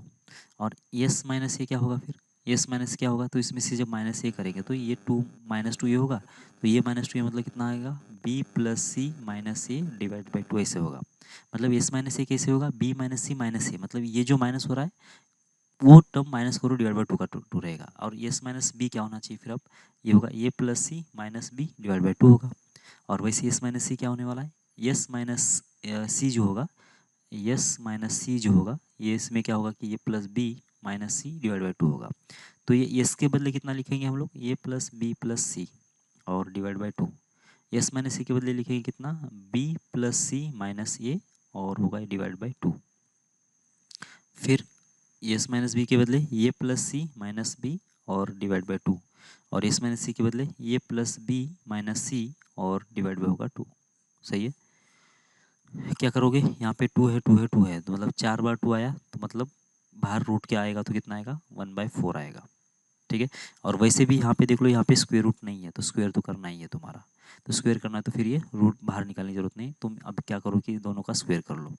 जब इसका भी स्क्वायर करेंगे और इसका भी स्क्वायर करेंगे तो स्क्वायर एंड स्क्वायर रूट तो इधर से निकल जाएगा, और यहाँ पे कितना आएगा, यहाँ पे इस साइड से होगा 1/4, और इस डिटर्मिनेंट का भी हो जाएगा स्क्वायर, और ये 1/16, और ये पूरा आएगा ये प्लस बी प्लस सी, और ये ब्ला ब्ला ब्ला सब आ जाएगा इधर, ठीक है। ओके, तो आप देख लो। अच्छा ये जो प्रॉब्लम है, यहाँ पे भी उसने थोड़ा सा प्रिंटिंग मिस्टेक है, यहाँ पे इसका स्क्वायर होना चाहिए, इस डिटर्मिनेंट का स्क्वायर होना चाहिए, तब जाके ये प्रॉब्लम सॉल्व होगा, नहीं तो नहीं होगा, ठीक है। तो अब देख लो ये एग्जैक्ट इसको मैच हो रहा है, ये बस 1/16 इधर नहीं दिख रहा है, तो 1/16 को तुमको इधर लेके आना पड़ेगा। तो क्या होगा फिर, ये 1/16 इधर आके 16 होगा, और डिवाइड बाई 4 कर लेंगे तो कितना आएगा, ये 4 आ जाएगा, ठीक है। मतलब यहाँ पे ये दोनों हटने के बाद यहाँ पे सिर्फ 4 बचने वाला है, तो 4 इंटू इसका स्क्वायर इक्वल्स टू, अब ये बाकी सब कुछ सही है, तो मतलब के की वैल्यू कितना है तुम्हारी 4, तो ये होगा, सही है क्या। ठीक है, आगे बढ़ते हैं। The value of determinant is, अब इस डिटर्मिनेंट की वैल्यू कितना आएगी, तो यहाँ पे तो एडिशन वाला फॉर्मूला लगा देंगे हम लोग, एडिशन वाला फॉर्मूला लगा देंगे, तो ये के स्क्वायर और ये स्क्वायर को सेपरेट कर देंगे बीच वाले के लिए, ठीक है। फिर बाद में देखा जाएगा जो भी है। ओके, तो ये तो वो तरीका है। अब दूसरा तरीका क्या है कि यहाँ पे जो दिख रहा है ना आपको, यहाँ पे फैक्टर के टर्म में लिखा हुआ है, तो तुम ये जो ऑप्शन ये है और ऑप्शन सी जो है, इसको तुम डायरेक्टली चेक कर सकते हो। कैसे चेक करेंगे, मतलब इसके लिए तुमको ज़्यादा मेहनत करने की ज़रूरत नहीं है, ठीक है। तो देखो, अगर ये जो के वाला ऑप्शन है, ये जो के वाला जो सी वाला, चलो ये ऑप्शन की बात करते हैं। अगर ये जो फैक्टर्स है अगर इसके है, इस वाले के, तो इसका मतलब क्या होना चाहिए कि ये के बदले माइनस बी अगर मैं रख देता हूँ, ये के बदले अगर माइनस बी रख देता हूँ, तो इसका आंसर 0 होना चाहिए। फैक्टर थ्योरम का मतलब क्या होता है, F X equals to zero. ये अगर कोई क्या है कि एफ एक्स कोई भी एक फंक्शन है या फिर कोई भी एक पॉलिनोमियल है और एक्स इक्वल्स टू अल्फा इसका अगर फैक्टर होता है, मतलब एक्स माइनस अल्फा अगर इसका फैक्टर होता है, तो एक्स की वैल्यू अल्फा रखने से क्या होगा कि ये एफ अल्फा कितना आना चाहिए, जीरो आना चाहिए। ये तो रिमाइंडर थ्योरम होता है ना, बराबर क्या। तो इसका मतलब वही लॉजिक यहाँ पे लगा देते हैं। तो ये प्लस बी अगर इसका फैक्टर है तो ये की वैल्यू माइनस बी इसको सेटिस्फाइड करना चाहिए, मतलब इसका आंसर जीरो करना चाहिए। तो ये के बदले जब माइनस बी रख दिया मैंने, तो यहाँ पे आएगा माइनस बी, और यहाँ पे कितना आएगा, माइनस बी का स्क्वायर होगा प्लस बी स्क्वायर। तो क्या इसका आंसर जीरो आ रहा है क्या, देख लो, ये के माइनस बी होगा, मतलब यहाँ पे माइनस के बी आएगा, यहाँ पे के स्क्वायर प्लस बी स्क्वायर, मतलब ये दोनों तो सेम है लेकिन ये वाला सेम नहीं है, मतलब ये प्लस बी का फैक्टर नहीं, तो ये तो चला गया। ओके, सी के लिए देख लो। अब ये अगर इसका फैक्टर होना चाहिए तो ये की वैल्यू कितना रख दो, बी, ये की वैल्यू बी रख देते हैं, तो ये के बदले कितना आएगा, बी आएगा, तो के बी होगा, के स्क्वायर यहाँ पे बी स्क्वायर आएगा, वन आएगा, तो ये जो रो है और ये रो सेम ही बनेगा। फिर बी के बदले सी रख दो, तो यहाँ पे आएगा सी, यहाँ पे आएगा सी स्क्वायर, तो ये रो और ये रो सेम हो गया, तो बी जीरो हो जाएगा। और सी के बदले ये रख देंगे तो ये वाला रो और ये वाला सेम बनेगा, मतलब ए माइनस बी माइनस सी और सी माइनस ये इसके फैक्टर तो है, ठीक है, मतलब इसको सेटिस्फाइड कर रहा है।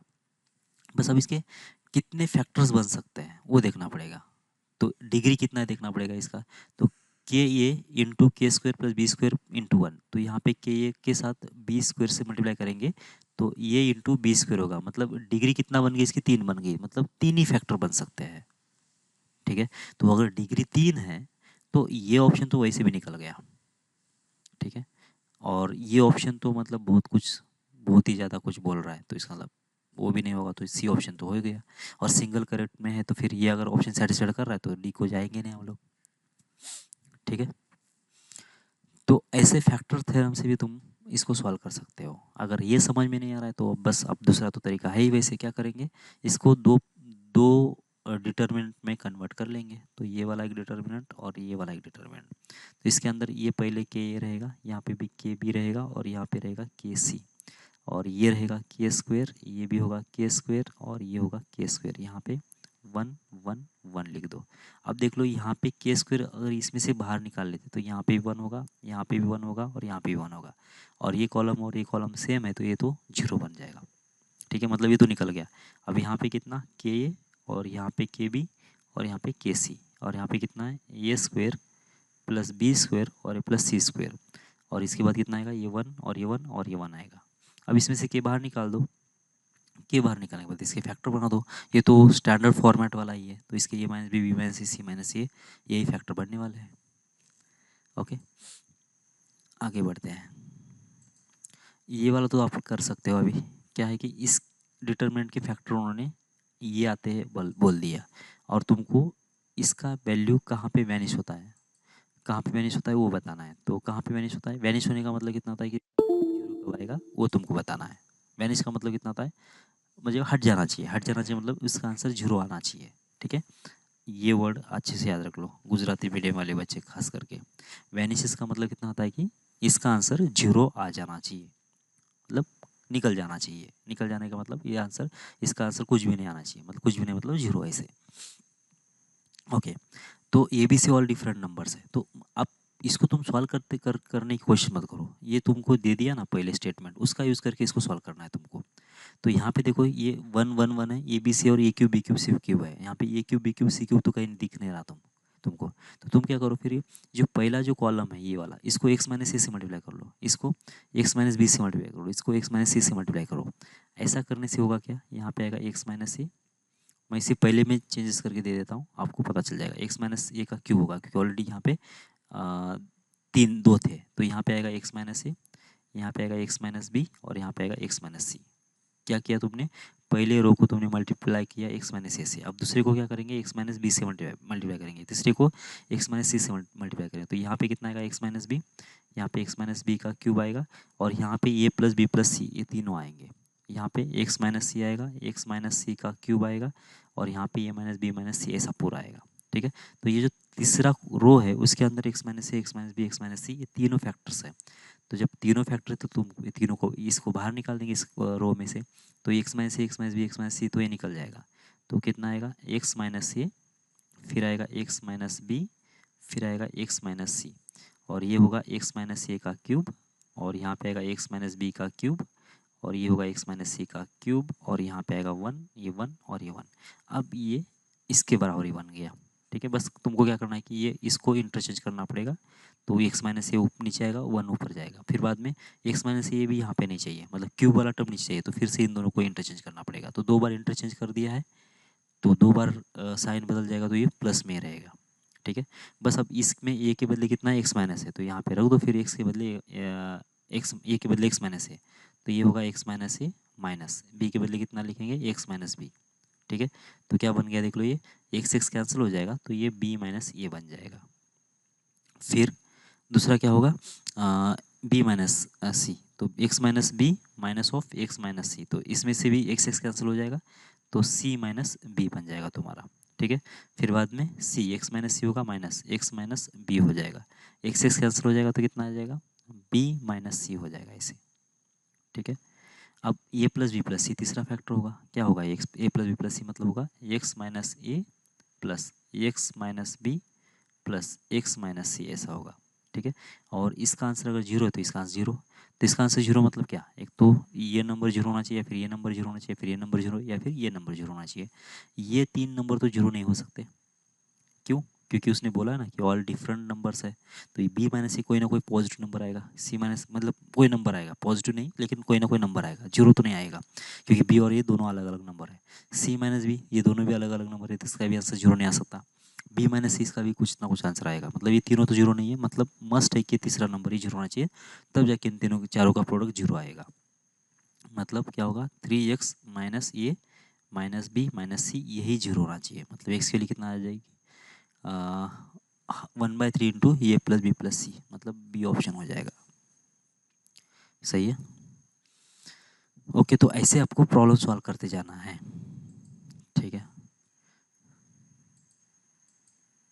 तो बाकी ये वाला प्रॉब्लम, ओके ये प्रॉब्लम कर लेते हैं। लिमिट सॉल्व करना है F x divide by x का, तो आप लिमिट कैसे सॉल्व करेंगे, देखो लिमिट सॉल्व करने के लिए ये होना चाहिए, एक तो कौन सा फॉर्मेट, इनडिटर्मिनेंट फॉर्म होना चाहिए, क्योंकि नीचे वाला जीरो है तो ऊपर वाला भी जीरो होना चाहिए, तो जीरो बाई जीरो का फॉर्मेट होना चाहिए, वो पहले है क्या चेक कर लो। तो मतलब एफ ऑफ जीरो के लिए जीरो है क्या देख लो, और देखा है तो जो मिडल वाला जो कॉलम है ना, ये जीरो ये जीरो ये जीरो, मतलब पूरा इसके लिए जीरो रखने से ये पूरा कॉलम जीरो हो रहा है, और डिटरमिनेंट के अंदर ये पूरा कॉलम जीरो, मतलब ये जीरो है, तो मतलब जीरो बाई जीरो का फॉर्मेट है, तो हम लोग इस डिटरमिनेंट को सॉल्व कर सकते हैं, मतलब इस लिमिट को सॉल्व कर सकते हैं। अब लिमिट को सॉल्व कैसे करेंगे, देखो सॉल्व ऐसा नहीं, मतलब ये लिमिट ये एक्स जो है सबको मल्टीप्लाई करेंगे और लिमिट सबको दे देंगे, ऐसा नहीं है। अच्छा, ये सीधी सीधी सीधी बात है, ये आपको तो मालूम ही है कैसे करेंगे। अगर तुमको लिमिट लगाना है तो ऐसे सॉल्व कर लो इसको, ये लो हॉस्पिटल रूल से, तो एफ डैश ऑफ एक्स नीचे कितना आएगा, 1 आएगा, और लिमिट जब एक्स टेंड्स टू जीरो है, तो जब इसके अंदर रख देंगे तो एफ डैश ऑफ जीरो, बस मतलब तुमको क्या निकालना है, सीधा सीधा लिमिट को सॉल्व करना है, मतलब एफ डैश ऑफ जीरो निकाल देना है, मतलब इतना ईजी ये प्रॉब्लम है। तो एफ डैश ऑफ जीरो निकाल दो, एफ डैश ऑफ जीरो कैसे निकालेंगे, तो पहले तो एफ डैश ऑफ एक्स निकाल देंगे और उसके अंदर एक्स के बदले जीरो रखते जाएंगे। ठीक है, तो कॉलम वाइज करो तो अच्छा रहेगा। क्यों, क्योंकि जब ये इसको डिफ्रेंशिएट किया और इसको इन दोनों कांस्टेंट रख दिया, तो ये 3 जीरो रखने से वजह से ये पूरा डिटरमिनेंट जीरो आएगा। बराबर क्या, मतलब मैं क्या बोल रहा हूँ समझ में आ रहा है, तुमने पहले कॉलम को डिफ्रेंशिएट किया समझो, और इसको तुमने कांस्टेंट रख दिया और इसको भी कांस्टेंट रख दिया, तो इसमें तो 3 जीरोज है तुम्हारे, तो ये तो आंसर वैसे भी जीरो आएगा। फिर सेकंड में ये cos x का cos x, और ये 2 इंटू साइन एक्स का 2 इंटू साइन एक्स, और यहाँ पे tan x का tan x। फिर इसका डेरिवेटिव कितना आएगा, 1 आएगा, 2x आएगा, और यहाँ पे 1 आएगा, और ये 1 2x, और ये 1 तो कांस्टेंट ही है। ठीक है, इसका मतलब कितना होगा कि ये भी ये दो कॉलम सेम हो गए, तो इसका मतलब इसका व्यास जीरो है। फिर बाद में देख लो, इसको कांस्टेंट करना है, इसको कांस्टेंट करना है, इसका डेरिवेटिव ये 2 आएगा, 0 2 और 0 आएगा, लेकिन यहाँ पे जो है ना x है, एक्स स्क्वायर और x है, तो जब एक्स वैल्यू जीरो रखेंगे तो ये भी तो जीरो ही होगा ना, मतलब इसमें भी एक पूरा कॉलम कैसा आएगा, जीरो आएगा, मतलब ये भी जीरो आएगा, मतलब टोटल तो जीरो ही होने वाला है, तो आंसर कितना आएगा, जीरो आएगा। सही है, मतलब ऐसा तुम कर सकते हो। ठीक है, आगे बढ़ते हैं। c < 1 है the system of equation is consistent. अब ये इसमें क्या है कि दो वेरिएबल है और तीन इक्वेशन है। दो वेरिएबल तीन इक्वेशन में क्या होता है कि ये जब तीन लाइन जो है कॉन्करेंट अगर होते हैं तो जाके इसका सोल्यूशन एग्जिस्ट होता है। मतलब तीन लाइन कॉन्करेंट होने का मतलब क्या है कि तीन लाइन किसी एक सिंगल पॉइंट से पास होना चाहिए। और उसके लिए क्या कंडीशन होती है, इसका जो डिटर्मिनेंट आता है कोएफिशिएंट वाला और कांस्टेंट वाला, उसका वैल्यू कितना आना चाहिए, उसका वैल्यू होता है 0 आ जाना चाहिए। तब जाके कितना होगा कि ये सिस्टम जो होगी वो कंसिस्टेंट होती है। ऐसा इसका आंसर 0 आना चाहिए। तो सॉल्व कर लो फिर। अब इसको सॉल्व कैसे करेंगे, डायरेक्ट सॉल्व करो या फिर इसको हटा दो। चलो डायरेक्ट ही सॉल्व कर लेते हैं। तो 1 इंटू कितना आएगा, ये होगा सी, 1 इंटू होगा ये सी, फिर इधर से कितना आएगा प्लस होगा 3 टाइम्स ऑफ बी सी होगा ये, फिर -1 टाइम्स, -1 टाइम्स कितना आएगा, ये होगा -2 सी, फिर इधर से कितना आएगा प्लस आ जाएगा बी सी, फिर -1 टाइम्स कितना आएगा ये 6 टाइम्स होगा बी, और ये होगा प्लस होगा बी, और इक्वल्स टू 0 ऐसा होना चाहिए। ठीक है, तो कहाँ कहाँ पे, पहले तो इसको सिंप्लीफाई कर लो। सी टाइम्स ऑफ होगा 3 बी सी यहाँ पे है, और कहीं पे है क्या बी सी, यहाँ पे एक बी सी है। तो ये माइनस माइनस जब इसको मल्टीप्लाई करेंगे तो माइनस हो जाएगा बी सी, तो होगा ये 2 टाइम्स ऑफ बी सी, फिर ये होगा प्लस कितना, प्लस हो जाएगा 2 टाइम्स ऑफ सी, और यहाँ पे कितना आएगा, ये होगा -7 टाइम्स ऑफ बी और इक्वल्स टू 0। इसके अंदर सी कॉमन है, तो सी जब कॉमन ले लिया तो यहाँ पे 1 प्लस ये 2 तो होगा 3, और ये होगा 2 टाइम्स ऑफ बी और इक्वल्स हो जाएगा 7 टाइम्स ऑफ बी। तो मतलब सी की वैल्यू जो आ गई तुम्हारी 7b डिवाइड बाई 3 प्लस हो जाएगा 2b ऐसा। और सी कितना है, लेस देन 1 है। तो सी अगर लेस देन 1 है तो ये जो एक्सप्रेशन आ गया कौन सा, 7b divide by 3 plus 2b, ये भी क्या होना चाहिए, लेस देन 1 होना चाहिए। तो कितना आएगा 7b माइनस हो जाएगा 3 माइनस हो जाएगा 2b। क्या किया समझ में आया आपको, इस 1 को इधर लेके आ गए और क्रॉस मल्टीप्लाई कर लिया। तो कितना बना, ये होगा 7b माइनस होगा 2b, मतलब होगा 5b माइनस हो जाएगा 3, नीचे कितना आएगा 3 प्लस हो जाएगा 2b, और ये होगा लेस देन 0। अब इसके बाद क्या करेंगे, क्रिटिकल पॉइंट ले लेंगे। तो एक आएगा -2/3 और एक आएगा 3/5। तो ये प्लस ये माइनस और ये प्लस, तो ये सोल्यूशन आ जाएगा -2/3 और होगा 3/5, ये ओपन बराबर। तो ये होना चाहिए सी की वैल्यू -2/3 से लेकर 3/5 के बीच में, कहीं पे भी नहीं है। ठीक है, 3/5, तो बस ये बी और ये तो नहीं हो सकता, ये वाला भी नहीं हो सकता, तो डी ऑप्शन हो जाना चाहिए। ठीक है, कुछ गड़बड़ किया है क्या देख लो मैं, ठीक है, और कुछ कैलकुलेशन मिस्टेक है तो फिर देख लेना। मतलब तरीका ये है सॉल्व करने का। ओके, इसके बाद ये वाला एक प्रॉब्लम है, ये जो डेल्टा है उसके बराबर ये कोई डिटरमिनेंट है और किसके ऊपर इंडिपेंडेंट है बताना है तुमको। तो कैसे बताएंगे, तो देख लो यहाँ पे साइन थीटा, यहाँ पे साइन थीटा है, और यहाँ पे कॉस फाई है, यहाँ पे साइन फाई है, और यहाँ पे कॉस थीटा है, कॉस थीटा है, यहाँ पे कॉस फाई है और साइन फाई है। इसमें माइनस साइन थीटा है, प्लस साइन थीटा है, कॉस साइन फाई और कॉस फाई है। तो तुम क्या करो, किसी दो को जीरो कर दो, है ना। तो दो को जीरो करने के लिए इसको हम लोग मल्टीप्लाई करें किससे, साइन फाई से, और इसको कॉस फाई से अगर मल्टीप्लाई कर लेते हैं, ओके हो जाएगा। तो क्या करो कि सी वन में क्या करना है तुमको, सी वन में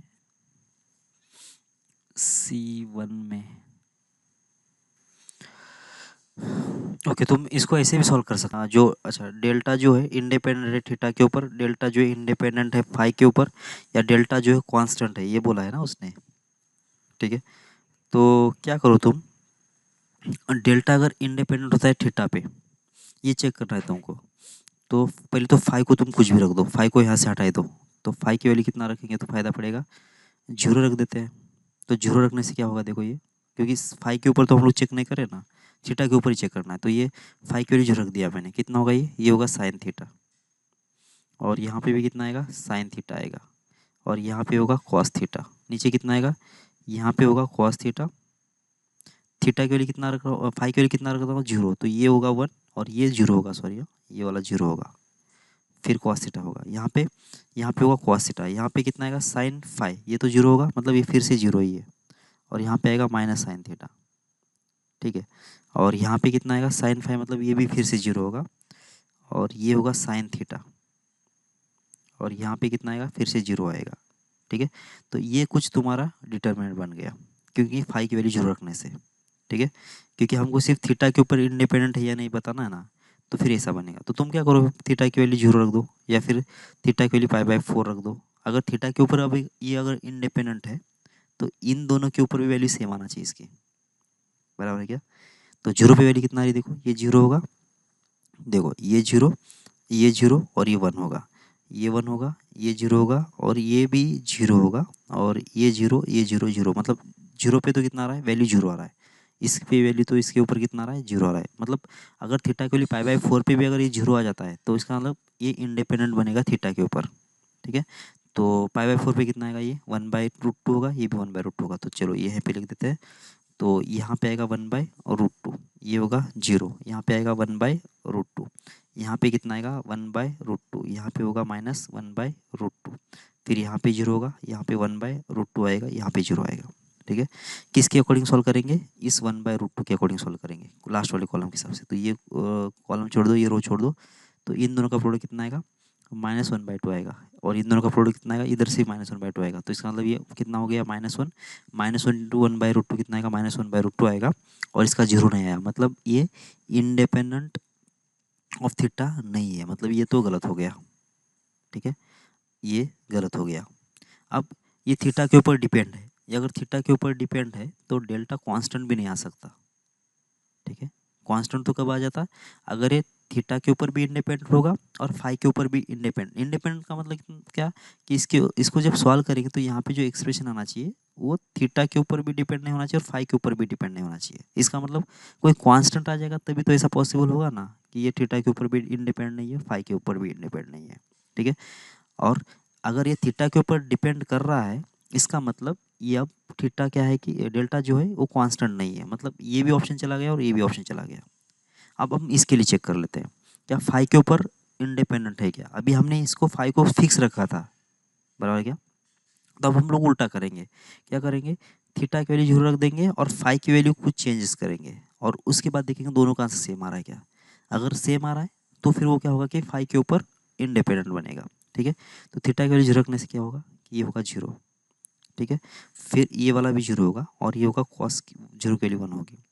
फिर यहाँ पे आएगा कॉस फाई, यहाँ पे कितना आएगा, यहाँ पे आएगा साइन फाई, क्योंकि कॉस जीरो की वैल्यू कितना आती है, वन आती है, और यहाँ पे साइन जीरो वन होगा, यहाँ पे जीरो होगा, यहाँ पे जीरो होगा और यहाँ पे जीरो होगा। अब देख लो थीटा की वैल्यू जीरो रखने से क्या हो रहा है कि ये पूरा एंटायर रो जो है जीरो है। इसका मतलब फाइव कुछ भी रखो उससे कोई फर्क नहीं पड़ेगा, इसका आंसर तो हमेशा ही कितना आएगा, जीरो आएगा। मतलब फाइव के ऊपर ये डिपेंड नहीं है, तो ये थीटा के डेल्टा कैसा है कि इंडिपेंडेंट ऑफ फाइव है, ये फाइव के ऊपर डिपेंड नहीं कर रहा। फाइव की वैल्यू 1/2 रखो फिर जीरो को कोई फर्क नहीं पड़ेगा, क्योंकि इसका आंसर हमेशा जीरो आ रहा है, मतलब बी ऑप्शन सही है, ठीक है। अच्छा ओके, अब क्या निकालना है तुमको, D delta by D theta निकाल देना है, D delta by D theta at theta equals to पाई/2। अब ये भी निकालना बहुत आसान है, कैसे निकालेंगे, देखो ये फाइव के ऊपर तो डिपेंड नहीं है, तो फाइव की वैल्यू जीरो रख दो, कुछ भी रखो कोई फर्क नहीं पड़ेगा। तो जीरो रखने से क्या बन गया, तुम्हारा ये डिटर्मिनेंट बन गया, ठीक है। ये क्या है, तुम्हारा डेल्टा है। अब इसको डिफ्रेंशिएट करना है विद रिस्पेक्ट टू थीटा, और उसमें पाई/2 रख देना है, और वो जीरो आ रहा है नहीं आ रहा है देख लेना है, ठीक है। तो इसको डिफ्रेंशिएट करेंगे तो ये होगा कितना, चलो इसको तो ऐसे कर सकते हैं हम लोग, इसको डिफ्रेंशिएशन किया तो कितना आएगा, साइन का हो जाएगा कॉस, ठीक है, जीरो का तो जीरो रहेगा, और कॉस का हो जाएगा माइनस साइन थीटा, और ये cos zero minus sine theta ये नीचे वैसे के वैसे ही है। तो इसका मतलब ये दो रो, इसको डिफ्रेंशिएशन करने के बाद ये रो और ये रो कांस्टेंट सेम बन जाएगा। मतलब पहला वाला जो होगा, पहला वाला जो फर्स्ट रो को हमने जब डिफ्रेंशिएट किया तो वो तो हो जाएगा, दो रो सेम बन जाएंगे उसके, मतलब ये तो बन गया जीरो, ठीक है, ये तो बन गया तुम्हारा जीरो, पहला वाला तो जीरो बन गया। अब सेकेंड वाला, सेकेंड वाले में क्या होगा, पहले वाले को कांस्टेंट कर देना है और दूसरे वाले को डिफरेंशिएट करना है। तो यहाँ पे साइन थीटा जीरो है, कॉस थीटा, ये ध्यान में रखो। कॉस थीटा का डेरिवेटिव होगा माइनस साइन थीटा, जीरो का जीरो होगा, और माइनस साइन का हो जाएगा माइनस कॉस थीटा। अब इसमें से जब माइनस बाहर निकालेंगे तो फिर से ये पहले रो के बराबर बन जाएगा, तो इसका भी आंसर जीरो होगा, ठीक है। अब तीसरी की बारी, इसको तो कांस्टेंट रखना है, इसको भी कांस्टेंट रख देना है, नीचे वाले को, ये होगा जीरो, और साइन का हो जाएगा डेरिवेटिव कॉस थीटा, और ये होगा जीरो, सही है। अब देख लो, अब थीटा के लिए कितना रख देना है, 0 रख देना है तुमको, ठीक है, नहीं पाई बाय 2 रख देना है। तो मतलब यहाँ पे थीटा रखने की जरूरत ही नहीं पड़ी। हाँ, इसमें तो first and second row same बन गया, इसमें first and row second row same बन गया, तो थीटा की वैल्यू पाई बाय 2 रखने की जरूरत ही नहीं पड़ी। अब यहाँ पे थीटा की वैल्यू पाई बाय 2 रख देंगे तो कॉस पाई बाय 2 कितना होता है, 0 होगा। तो ये पूरा एंटायर रो जो बनेगा, ऊपर वाले की जरूरत ही नहीं है, तीसरा वाला ही 0 बन गया, तो इसका भी आंसर 0 आएगा। तो 0 + 0 + 0 0 बन जाएगा। सही है, तो ये डी ऑप्शन भी सही है।